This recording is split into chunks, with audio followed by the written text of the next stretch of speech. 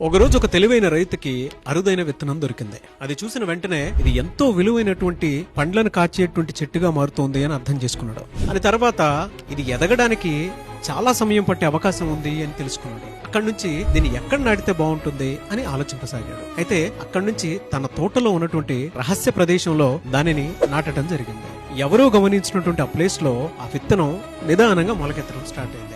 అక్కడ ఉండేటువంటి ప్రతి ఒక్క రైతులు కూడా రావటం, వారి వారి పంటల గురించి గొప్పగా చెప్పుకోవటం చేస్తూ ఉన్నారు. ఇతను మాత్రం ఎవరితోనూ మాట్లాడకుండా మౌనంగా ఉండిపోయాడు. ఆ విత్తనం గురించి ఎవరితోనూ చెప్పటం లేదు. అందుకే అంటారు, ఒక మేధావి మౌనం దేశానికే ప్రమాదం అని. కొద్ది రోజులు ఆగిన తర్వాత ఆ విత్తనం చెట్టుగా మారింది. ఆ చెట్టు పండ్లను కాయటం మొదలుపెట్టింది. ఆ పండ్లు ఫలంగా మారాయి. ఆ ఫలంగా మారిన ప్రాసెస్ లోనే ఎప్పుడూ చూడనటువంటి విధంగా ఎంతో రుచికరమైనటువంటి పండ్లను అందరూ తినటం మొదలు పెట్టారు. అది చూసినటువంటి ప్రతి ఒక్కరూ కూడా ఇతను అడగటం జరిగింది, ఇన్ని రోజులు ఎందుకు చెప్పలేదు